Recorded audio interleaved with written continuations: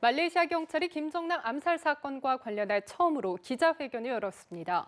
지금까지 체포된 용의자들과는 별개로 북한 국적 남성 4명을 추가로 추적 중이라고 밝혔는데 이들은 범행 당일에 말레이시아를 떠났다고 합니다. 자세한 내용은 보도국 연결해서 들어보겠습니다. 방주희 PD. 네, 말레이시아 경찰은 체포된 북한 국적 용의자 리정철 이외에 북한 국적 남성 4명을 용의자로 추가 공개했습니다. 리지현과 홍성학, 오종길, 리재남 등 33세에서 57세 사이의 북한 남성 4명인데요. 이들은 범행 당일 말레이시아를 떠난 것으로 조사돼 신병 확보가 쉽지 않을 것으로 보입니다.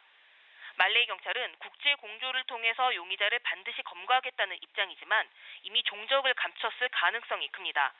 따라서 북한 국적 용의자들에 대한 추가 체포에 실패하고 현재 체포된 용의자들에게서 결정적인 증거를 확보하지 못한다면 사건 규명이 장기화할 가능성이 큽니다. 리정철까지 모두 5명인 북한 국적 용의자들은 북한의 공장 요원일 가능성이 큽니다.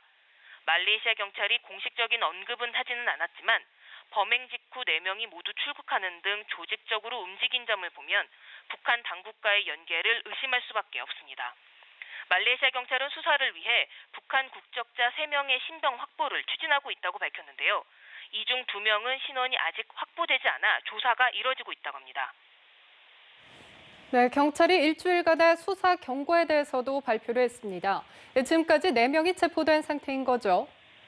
네, 그렇습니다. 경찰은 암살 관련해 지금까지 4명을 체포했다고 밝혔습니다. 먼저 베트남 국적의 28세 여성 용의자가 체포됐고 말레이시아 국적의 26세 남성도 구금 중입니다. 또 인도네시아 국적 25세 여성 용의자도 체포된 상황입니다. 가장 눈에 띄는 건 4번째 체포자인데요. 북한 국적의 리정철입니다. 올해 47세로 말레이시아에는 지난해 입국한 것으로 알려졌습니다.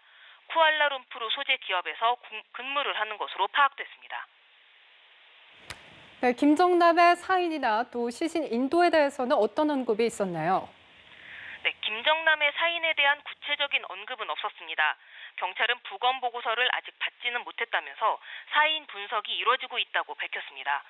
시신 인도에 대해서는 유가족에게 우선권이 있다면서 직접 와야 인도 가능하다고 밝혔는데요. 경찰은 오늘까지 인도 요청한 유가족은 없다고 전했습니다. 사실상 김정남의 동생인 김정은 북한노동당 위원장이 직접 시신을 인도하러 올 가능성은 없는 상태입니다. 이렇게 되면 김정남의 가족에게 인도될 가능성이 좀 더 무게가 실리기는 하는데 김정남의 가족도 신변의 위협을 받고 있는 상황이라 현재로서는 예단하기 어려운 상황입니다.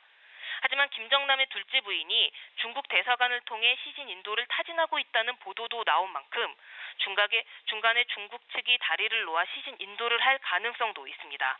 이렇게 되면 즉각적인 시신 인도를 요구해온 북한 대사관이 강력하게 반발할 것으로 전망됩니다.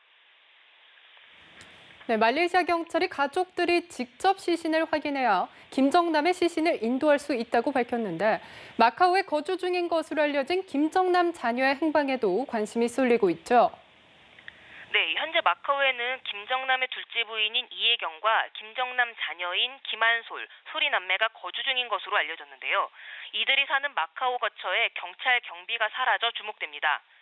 실제로 마카오 현지에 나가 있는 취재기자가 오늘 한솔 소리 남매 거처를 찾았을 때 이전과는 달리 그 주변을 지키는 경찰을 발견할 수 없었다고 합니다.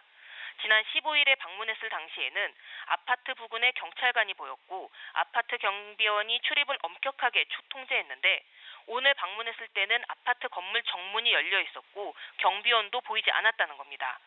주변에서는 중국 당국이 신변 보호를 위해 이들을 본토로 이송했다는 관측이 나오는가 하면 이들이 시신 인도를 위해 말레이시아로 향한 것 아니냐는 관측도 나오고 있습니다. 네, 북한 용의자 중에는 리정철만 체포된 상태인데 리정철이 독극물 제조가 가능하다는 예전 동료들의 언급이 있었다면서요.